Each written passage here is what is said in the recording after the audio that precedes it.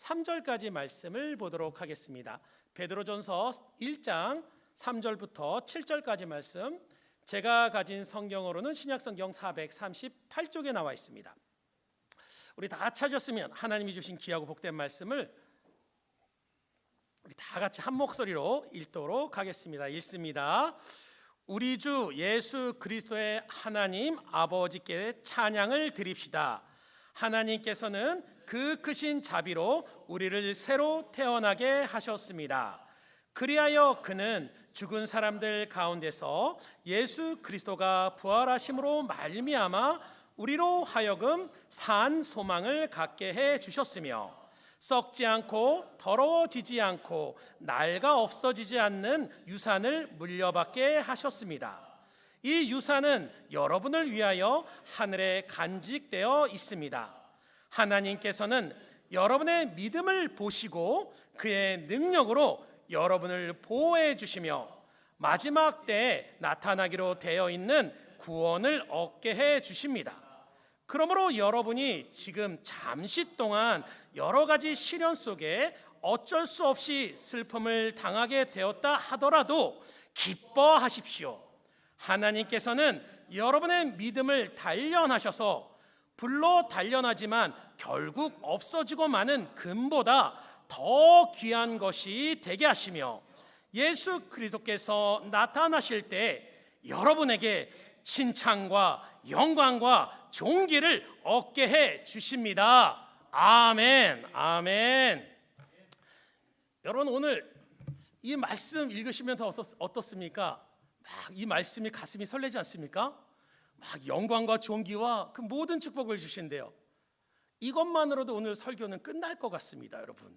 그렇다고 여기서 예배를 끝나면 안 되기 때문에 네, 오늘 저는 이 말씀을 가지고 비상하는 믿음을 품고 계십니까? 라는 제목으로 여러분과 함께 말씀을 통해 은혜를 나누고자 합니다. 한번 따라 하실까요? 비상하는 믿음을 품고 계십니까?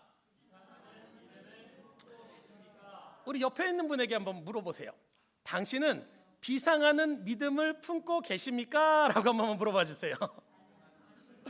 네, 제가 일부 예배 때 이렇게 물어보니까 갑자기 어느 분이 아니요, 갑자기 네, 여러분, 우리가 이제 2023년도에도 벌써 2월이 이제 시작이 됐습니다. 그래서 여러분, 이제 추웠던 날씨도 이제 제법 따뜻해지고 봄이 성큼 다가왔어요. 이 단어는 이제 이 문구는 제가 어제까지 쓴 멘트였습니다. 근데 오늘 아침에 보니까 춥더라고요. 그래서 이 멘트를 수정해야 되나 말아야 되나, 하여튼간 이제 벌써 2월이 시작이 됐어요, 여러분. 그런데 여러분, 우리가 2023년을 시작하면서 하나님께서 우리의 삶과 교회에게 주신 말씀이 있습니다. 여러분, 그것을 기억하십니까? 그 말씀이 뭐죠? 비상하라, 비상하라. 그 말씀을 하나님께서 2023년 시작하는 우리에게 주신 귀하고 복된 말씀입니다.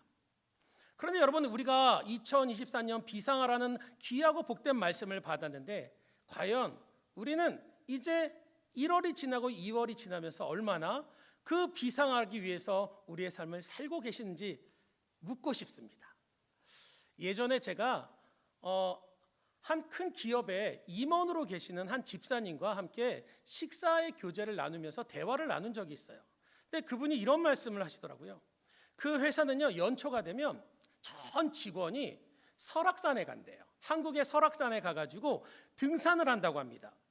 그래, 등산을 하게 되면 등산을 시작하기 전에 각 부서마다 모인대요. 무슨 부서 모여갖고요, 막 이제 화이팅도 외치고, 막 우리가 그래 우리 막 화이팅 외치면 사진도 찍고, 막 그래 우리 정상에서 만나자 막 구호도 외치고 막 왁자지껄 막 그렇게 한답니다.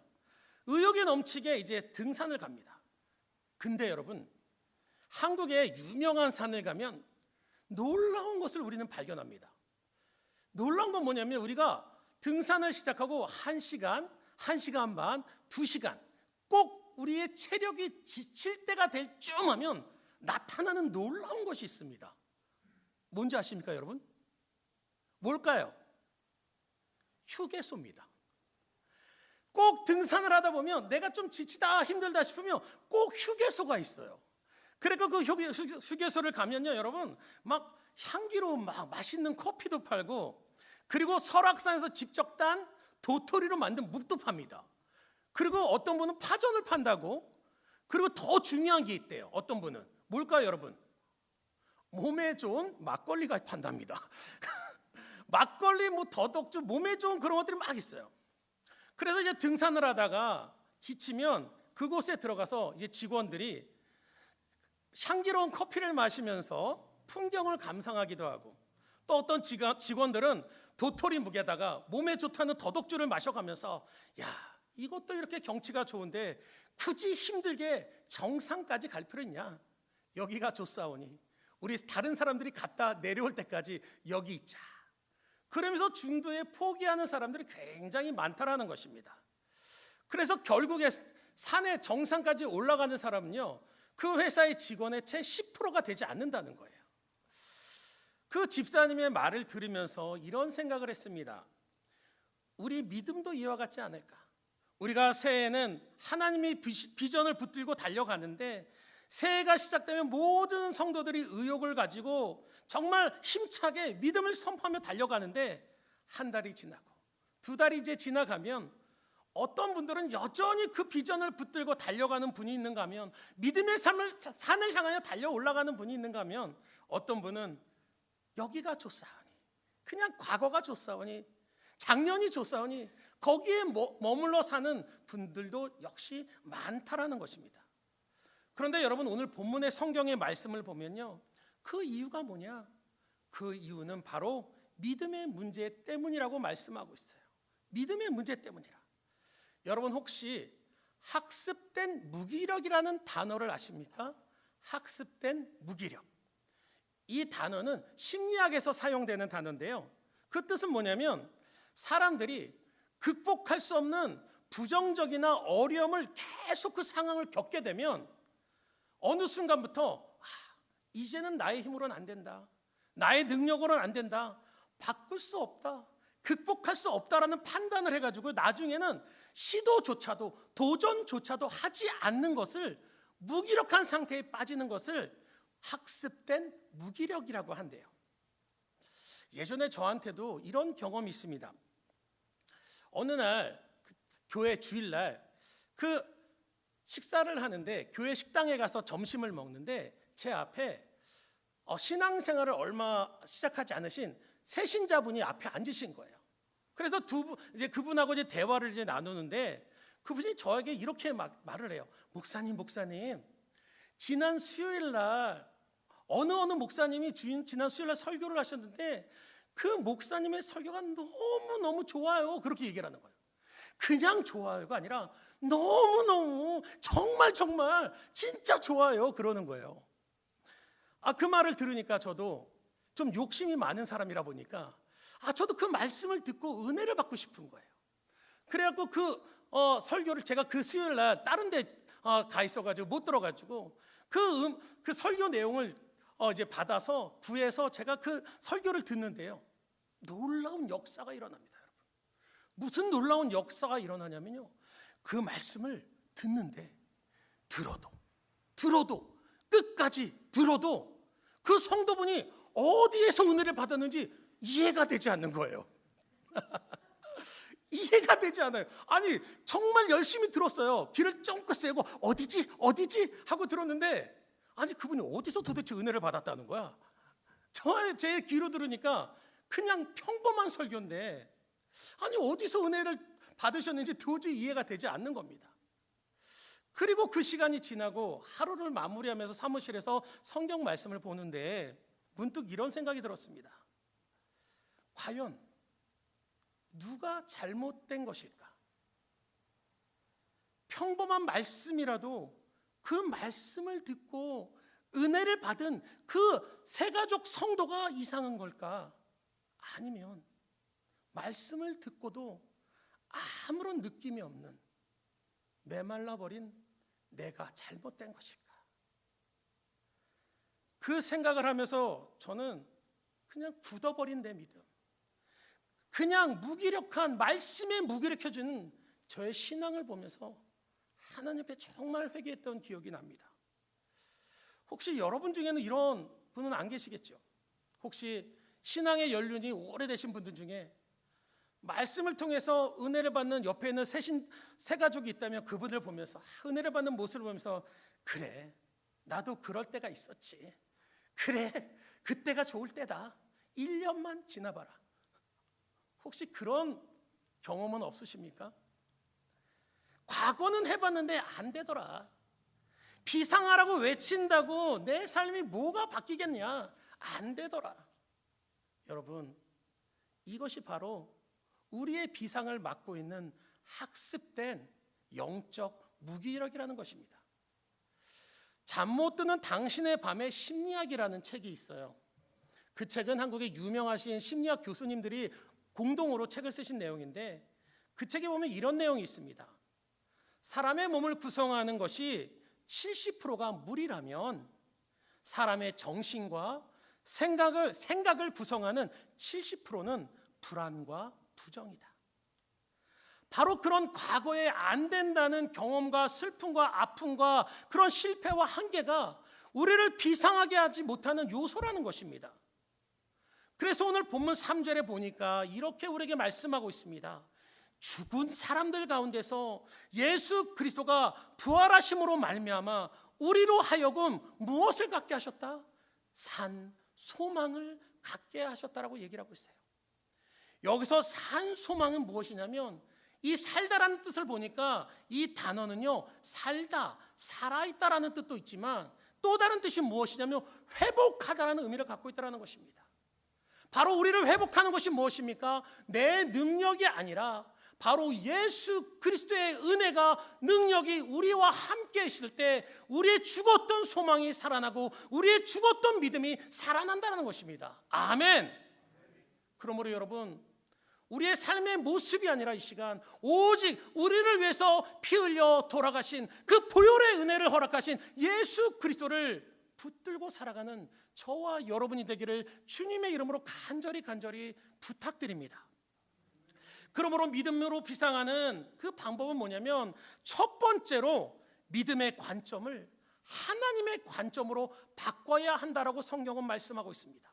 한번 따라 하실까요? 믿음의 관점을 하나님의 관점으로 바꾸자.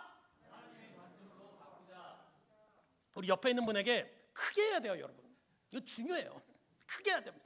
옆에 있는 분에게 딱 손을 붙잡고 이렇게 얘기해 주세요. 믿음의 관점을 하나님의 관점으로 바꿉시다. 그렇게 축복해 주세요. 옆에 있는 분에게. 그렇습니다, 여러분. 제가 예전에 한국에서 TV를 하나 보는데, 프로그램을 하나 보고 있는데 이런 거였어요. 옛날에 여러분 혹시 기억하시는 분들 계시겠지만, 그 아빠하고 유치원생 아이가 나와요. 아빠하고 아이가 나와서 퀴즈를 푸는 거예요. 그 단어를 이제 제시하면 아이가 그 단어를 보고 설명을 합니다. 그러면 아빠가 그 단어를 맞추는 거예요. 근데 그 프로그램도 참 재밌다, 그렇게 생각을 했습니다. 여러분한테 한번 문제를 한번, 그 아이들의 했던 문제를 한번 낼 테니까 한번 맞춰보세요. 단어가 딱 나왔는데 이제 아이가 그 단어를 보고 설명을 해요. 문제입니다. 그 사람이 왔다 가면 마구 혼나요. 누굴까요? 그 사람이 왔다 가면 무조건 혼나요. 누굴까요? 일부에 물어보니까 엄마요 그러더라고요. 정답은 손님입니다. 손님이래요. 손님이 오면 아이들은 자신도 모르게 막 엔돌핀이 솟습니다. 여러분 경험 생각나시죠? 막 아이들이 뛰어다녀요. 막 뛰어다녀요. 야, 좀 조용히 해, 가만히 있어. 그래도 막 뛰어다닙니다. 그리고 결국 그 손님이 가면 어떻게 됩니까? 100% 혼납니다. 너 왜 그래? 왜 누구만 오면 그래? 혼난다는 거예요. 애들이 그래서 손님이라는 거예요. 또 문제를 하나 더 낼게요. 엄마랑 목욕할 때 꼭 하는 거예요. 엄마랑 목욕하면 꼭 하는 거예요. 뭘까요, 여러분? 기억나십니까? 하도 아이들을 키운 지 오래되셔갖고. 뭘까요? 목욕하면 반드시 엄마가 시키는 게 있대요. 뭘까요? 만세. 만세를 꼭 여러분 그렇지 않았어요? 저도 기억나더라고요. 생각해보니까 제가 어렸을 때 엄마가 성일아 만세 그러면 옆에 옆구리 닦아줘요. 그렇다는 거예요, 여러분. 이처럼 아이들은요, 자신이 경험한 그 경험의 한계를 가지고 사물을 바라본다라는 거예요. 그런데 여러분, 우리의 믿음도 이와 같다라는 겁니다. 우리의 믿음도요, 하나님을 믿는다고 하지만 정작 그 믿음이요, 우리의 경험과 지식과 한계를 벗어나지 못하는 믿음이 너무 많다라는 것입니다. 그래서 오늘 본문의 5절에 보면 이렇게 우리에게 말씀하고 있어요. 하나님께서는 여러분의 믿음을 보시고 그의 능력으로 여러분을 보호해 주신다. 하나님의 능력이 어떻게 난다고요? 바로 믿음을 보시고 나타난다고 말씀하고 있다는 거예요. 여기서 보다라는 단어를 보니까요, 이 단어는 무엇을 통하여, 무엇 때문에라는 의미가 있는데, 또 다른 의미가 뭐냐면 무엇만큼이라는 뜻을 가지고 있습니다. 다시 말하면 우리의 믿음만큼 하나님의 능력이 나타나고 역사하신다는 겁니다. 아멘. 여러분, 우리가 성경 마가복음 5장을 보면 이 마가복음 5장에는 두 가지 사건이 나와요. 두 가지 예수님의 기적의 사건이 나오는데, 그 중에 하나가 뭐냐면 12년 동안 혈류증을 겪으면서 온갖 의사들을 다 쫓아다닙니다. 좋다는 용하다는 무당까지 찾아갑니다. 그런데 그 혈류증을 치료받지 못하고 오히려 가진 모든 재산을 다 탕진한 절망 가운데 빠지는 한 여인이 있어요. 그런데 그 여인이 예수님의 이야기를 듣고 달려가요.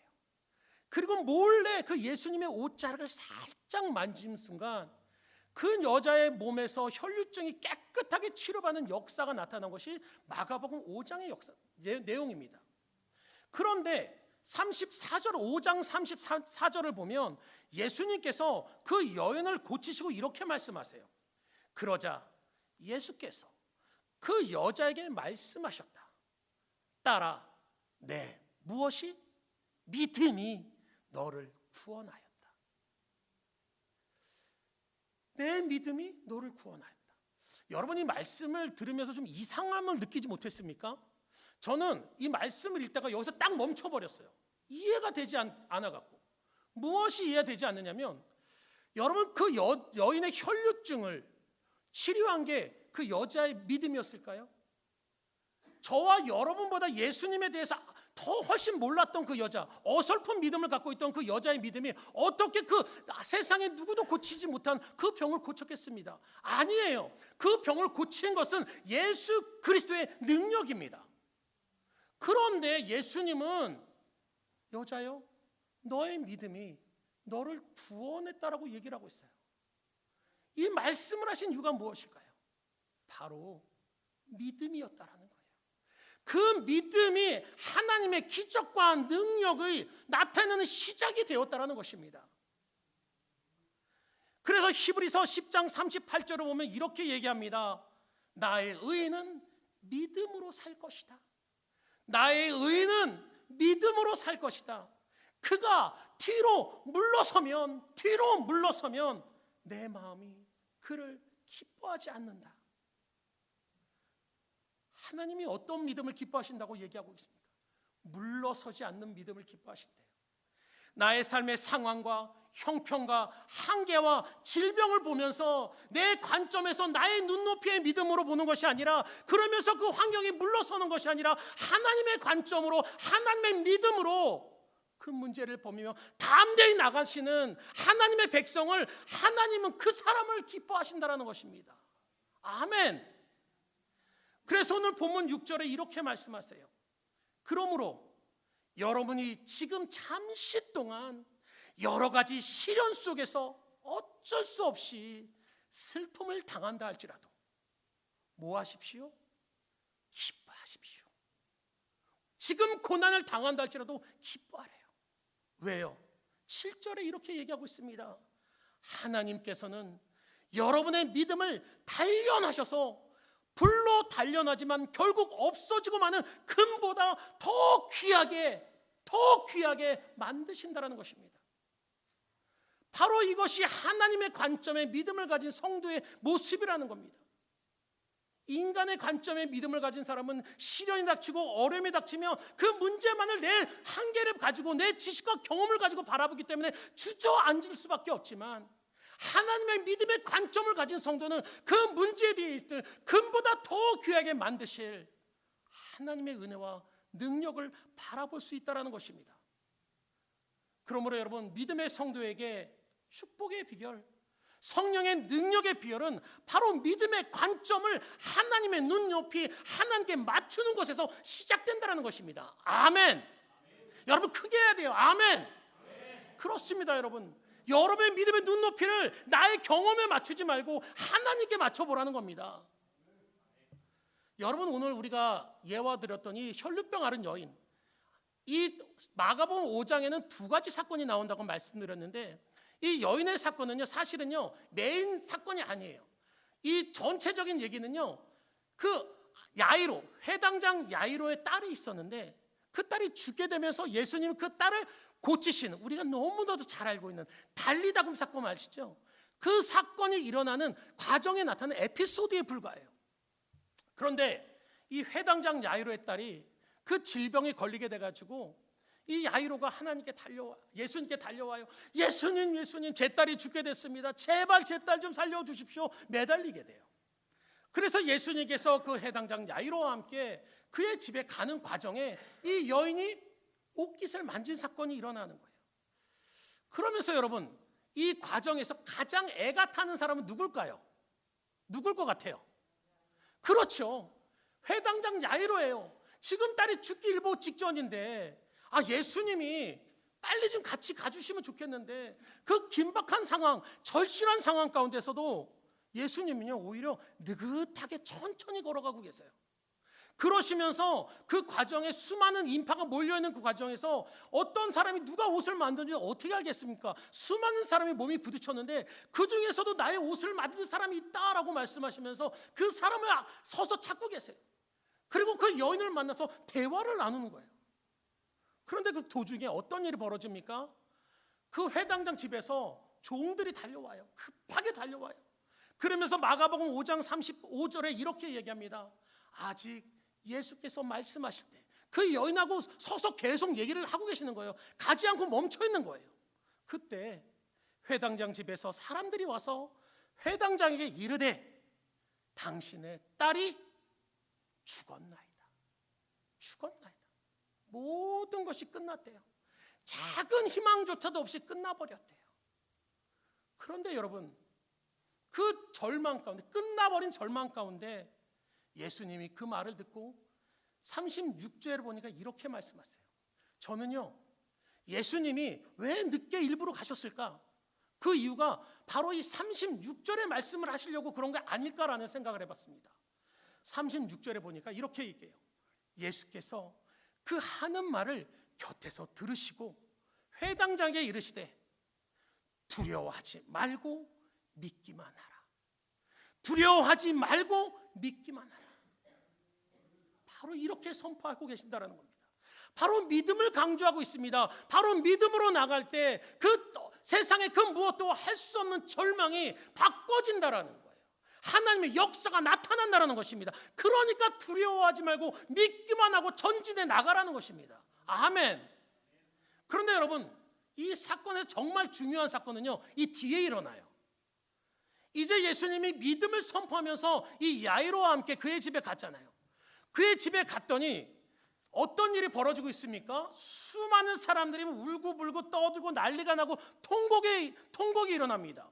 38절 39절에 보니까 이렇게 얘기합니다.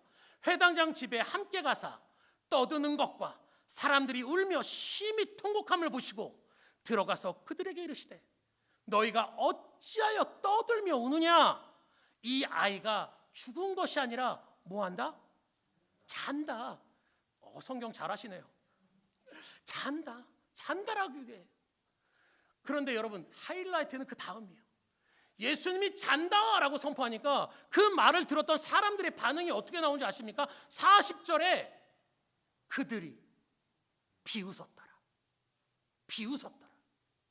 왜 비웃었을까요, 여러분? 왜 비웃었을까요? 예수님의 말씀에 왜 비웃었을까요? 그들은 자신의 한계의 그 좁은 생각으로 그 나의 좁은 틀에서 예수님의 말씀을 바라보니까 그 말씀을 들으니까 조명해 보니까 이거는 말이 안 되는 소리예요. 어떻게 죽은 사람이 잔대래요. 그러니까 그들이 비웃을 수밖에 없었던 겁니다. 여러분, 우리는 여기서 정말 중요한 영적 교훈을 깨달아야 합니다. 여러분, 우리가 이 성경 말씀을 읽잖아요. 성경 말씀을 듣잖아요. 근데 중요한 거는요, 읽고 듣는 것보다 더 중요한 게 무엇이냐면 이 말씀을 듣고 우리가 읽을 때 그 우리가 말씀을 듣고 있는 그 관점이 바로 하나님의 관점에서 그 말씀을 듣고 받아들일 수 있어야 된다는 거예요. 여러분, 한 가지 질문 드리겠습니다. 이 성경책은 누가 쓰신 겁니까? 어떤 분이 대한성서공회라고. 이 말씀은 여러분 하나님이 주신 하나님의 말씀이잖아요. 그런데 우리는 이 말씀을 보면서 전능자 하나님, 창조주 하나님, 그 능력의 하나님이 쓰신 말씀을 그 좁은 나의 믿음의 관점에서, 나의 수준에서 이 말씀을 바라보려고 하기 때문에 이 말씀이 믿어지지 않는 거예요. 여러분, 홍해가 갈라진 사건이 믿어지십니까? 거봐요, 아멘 아무도 안 하잖아요. 인간의 상식으로는 믿어질 수 없는 거예요. 그래서 정말 중요한 것은 뭐냐면요, 우리가 말씀을 듣고 말씀을 읽을 때 그 말씀을 나의 인간적인 믿음의 관점이 아니라 하나님의 관점으로 읽어 나갈 때 바로 그곳에서 하나님의 능력의 역사가 일어난다는 것입니다. 아멘. 근데 여러분 정말 안타까운 거는 이 사건을 보면서 불신앙의 결과예요. 불신앙의 결과. 5장 40절 41절을 보니까요, 이렇게 기록하고 있습니다. 그들이 예수님의 말씀을 듣고 그들이 비웃었더라. 예수께서 그들을 다 내보내신 후에 아이의 부모와 자기와 함께한 자들을 데리고 아이가 있는 곳에 들어가사 그 아이의 손을 잡고 이르시되 달리다금 번역한즉 내가 너에게 말하더니 소녀야 일어나라. 아멘. 그 놀라운 역사를 이루신다. 근데 여러분, 우리가 정말 이 본문에서 기억해야 될 게 뭐냐면요, 하나님의 말씀을 자기의 관점과 자기의 수준의 믿음으로 비웃었던 그 사람들의 가장 큰 비극이 무엇이냐는 거예요. 무엇일까요, 여러분?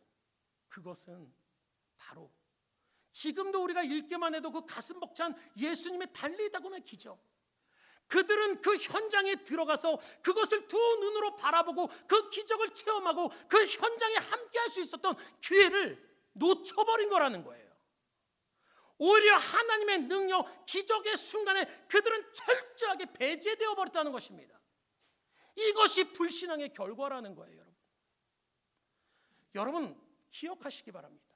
신앙은요, 믿음은요, 부익부 빈익빈입니다. 한번 따라 하실까요? 신앙은 부익부 빈익빈이다. 그러면서 저에게 너무 이렇게 물질주라고 생각하시면 안 됩니다. 왜냐하면 여러분, 믿음은요, 정말 하나님의 관점에서 믿음을 가지고 달려가는 사람들이요, 그 하나님의 관점에서 삶의 문제를 이겨나가면서요, 그 사람들이 그 하나님의 능력을 체험합니다.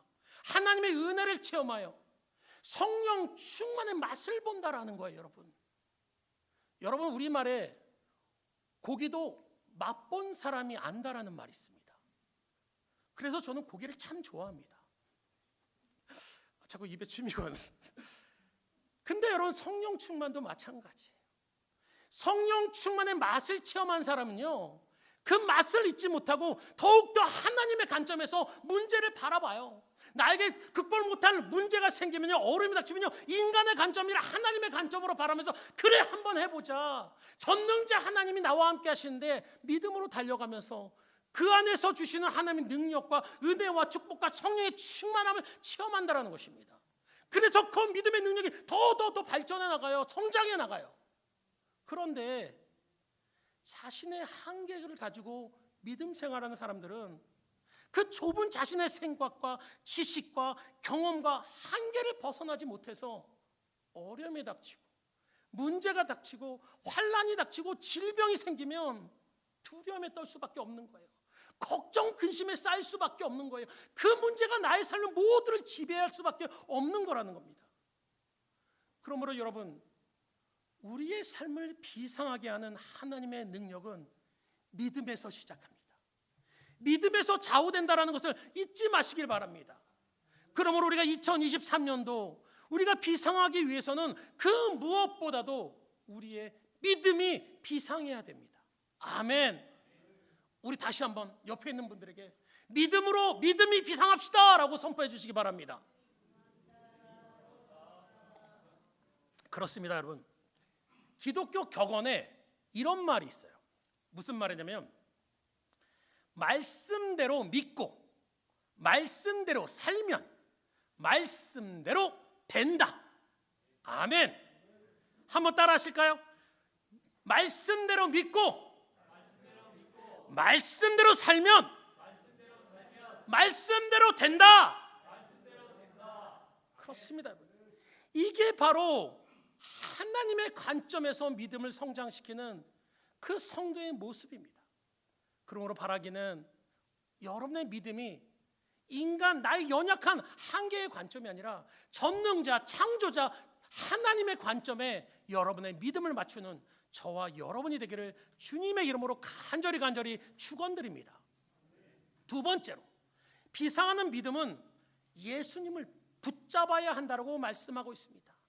예수님을 붙잡아야 한다. 한번 스스로에게 한번 고백할까요? 예수님을 붙잡으며 살자.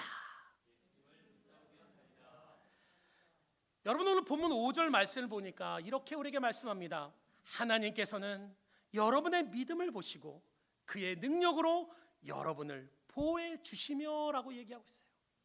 여기서 이 보호하다라는 단어를 보니까 이 뜻은 지킨다, 보존한다, 안정케 한다라는 의미가 있는데, 이 단어의 또 다른 의미가 무엇이냐면 붙잡아 주다라는 의미가 있어요.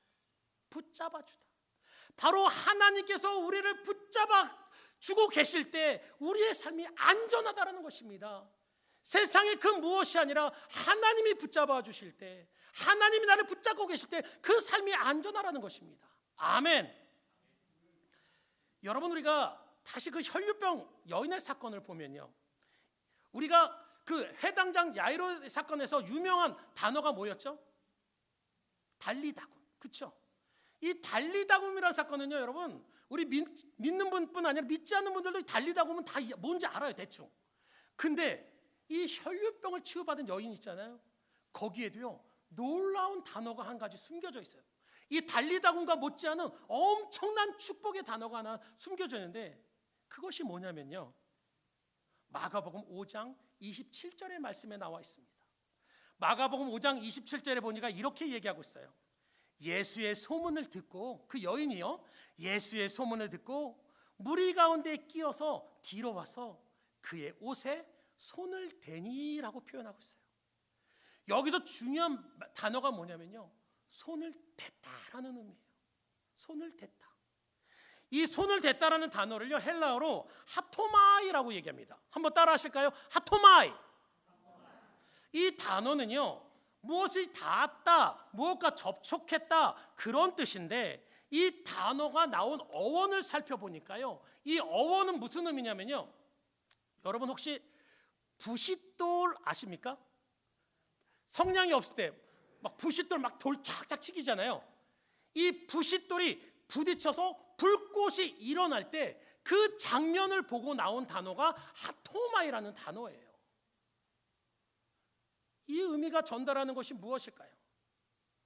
12년 동안 혈류병으로 고생하면서 세상의 그 누구도 그 여인의 아픔을 해결해 줄 수 없는 그 상한 갈대처럼 꺾이고 인생의 모든 희망이 꺼져버린 등불처럼 희망이 없이 살아가던 그 여인이 예수님을 붙잡는 순간, 예수님을 붙잡는 그 순간, 하토마이, 부싯돌이 부딪혀 불꽃이 일어나는 것처럼 그 꺼져버린 등불과 같은 그녀의 우리의 삶에 새로운 희망이 생기고 새로운 삶의 문이 열리기 시작했다라는 것입니다. 아멘. 그러므로 여러분, 우리가 무기력하고 연약한 가운데 있을지라도 중요한 것은 무엇이냐면 하토마이, 예수님을 붙잡으면 그곳에서 우리의 죽었던 삶, 우리의 죽었던 믿음, 우리의 그 절망 가운데 빠져있는 그 고통과 고난 가운데 새로운 희망이 생기고 새로운 삶의 문이 열려나간다는 것입니다. 여러분, 우리가 2023년도 하나님께서 우리와 저와 여러분, 우리 교회에게 주신 말씀이 뭐라고 했죠? 앞에서 비상하라였어요. 이사야 40장 31절의 말씀을 우리에게 주셨습니다. 오직 주님을 소망으로 삼는 사람은 새 힘을 얻으리니 독수리가 날개치며 솟아오르듯 올라갈 것이요 뛰어도 지치지 않고 걸어도 피곤하지 않을 것이다. 어떤 상황에서도 지치지 않을 거래요. 어떤 고난 가운데서도 피곤하지 않을 거래요. 날마다 독수리 같은 샘을, 그 비상하는 은혜를 우리에게 공급해 주시겠다라고 약속하고 있는 말씀입니다. 그런데 이런 비상하기 위해서 한 가지 전제 조건이 있어요. 무엇입니까? 오직 주님을 소망으로 삼는 사람이어야 된다는 거예요. 소망. 여러분, 이 소망이란 단어는요, 단순히 기대하고 바란다는 의미가 아닙니다. 이 단어를 보니까요, 저는 이 단어가 개역개정 성경을 보면 이렇게 얘기하고 있어요. 오직 여호와를 앙망하는 자는 새 힘을 얻으리니 독수리가 날개치며 올라갈 것 같을 것이요 다른 박질하여도 곤비하지 않고 걸어가도 피곤치 아니하리라. 여호와를 앙망하는 자, 앙망하래요. 여러분이 앙망하다는 단어가 무슨 의미를 갖고 있냐면요, 이 단어는 히브리 말로 카바라는 단어를 씁니다. 카바라는 단어를 쓰는데 이 뜻은 단순히 소망한다, 바라본다, 기대한다라는 뜻이 아니고요, 이 의미는요 어떤 의미를 갖고 있냐면 여러 가지를 하나로 묶어서 이 여러 가지를 하나로 묶어서 하나로만 비튼다는 의미예요. 비튼다는 의미예요.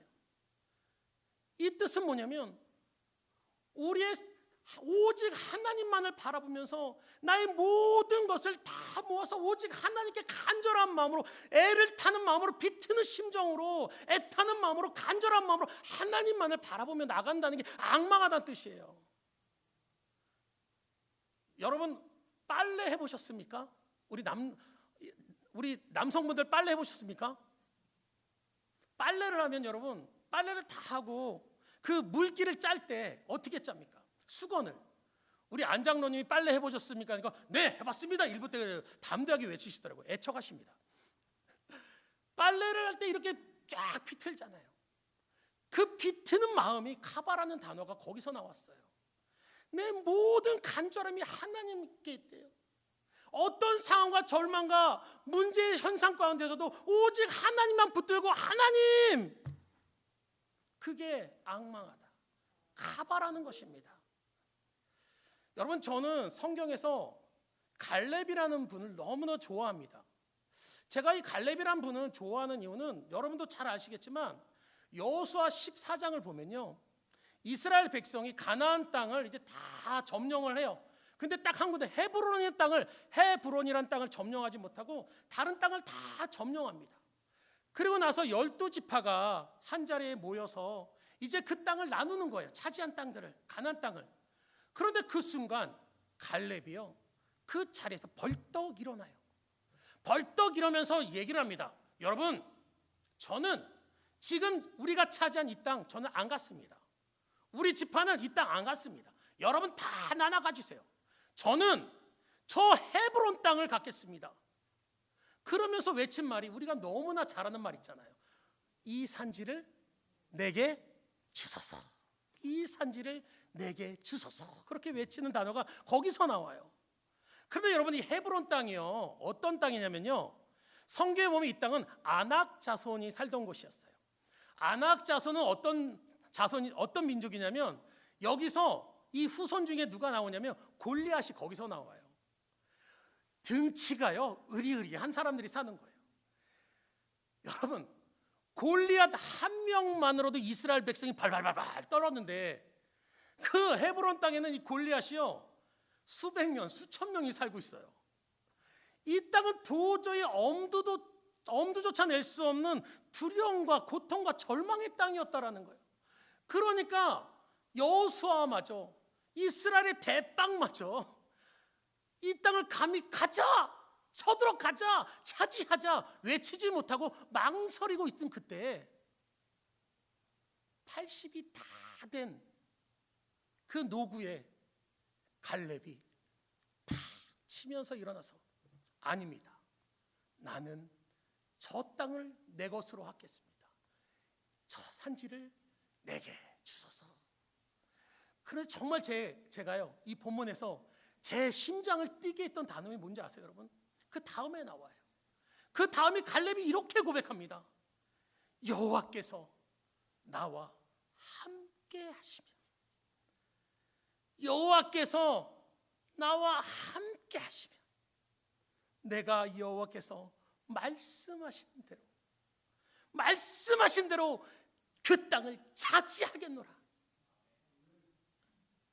여러분, 여호와가 말씀하신 게 성경을 보면요, 갈렙에게만 하신 말씀이 아니에요.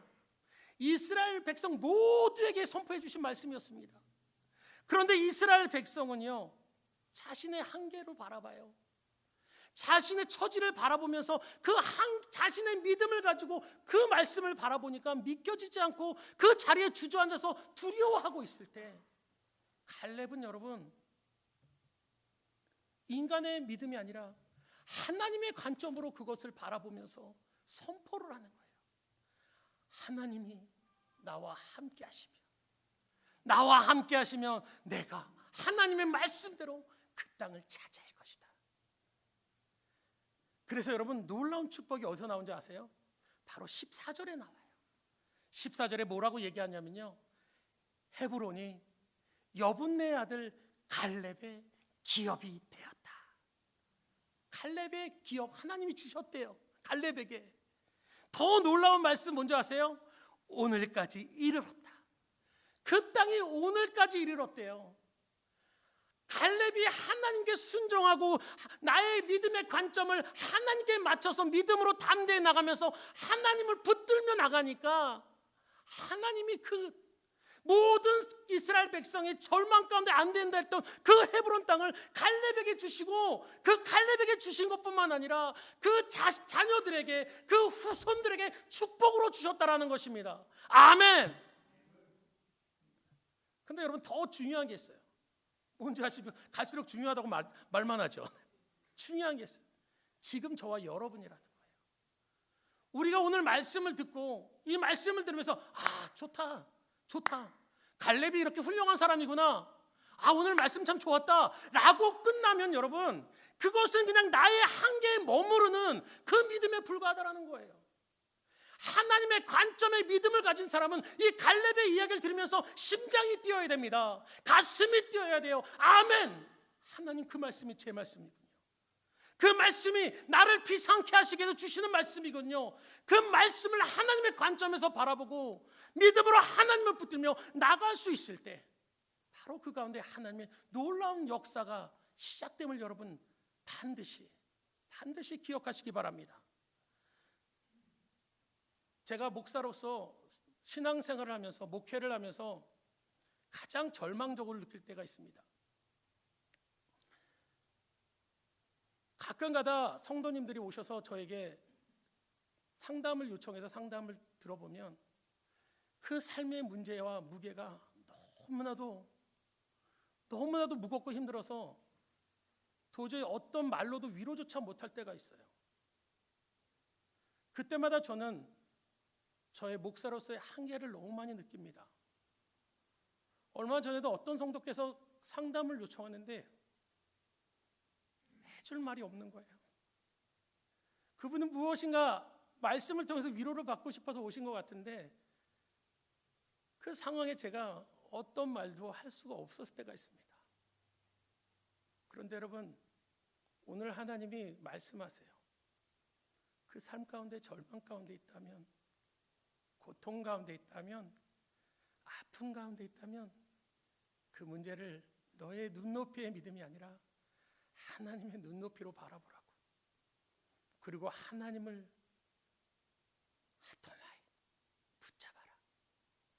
가봐, 앙망해라. 하나님의 능력이 반드시 역사하신다고 말씀하고 있습니다. 간절히 바라기는 저와 여러분이 정말 2023년도 우리의 믿음을 비상시켜서 정말 우리의 삶 가운데 부어주시는 그 하나님의 은혜와 그리스도의 십자가의 사랑을 충만하게 우리의 삶 속에 가정 가운데 누리시는 저와 여러분이 되기를 주님의 이름으로 간절히 축원드립니다. 이 시간 우리 찬양하며 기도의 자리로 나갔으면 좋겠습니다.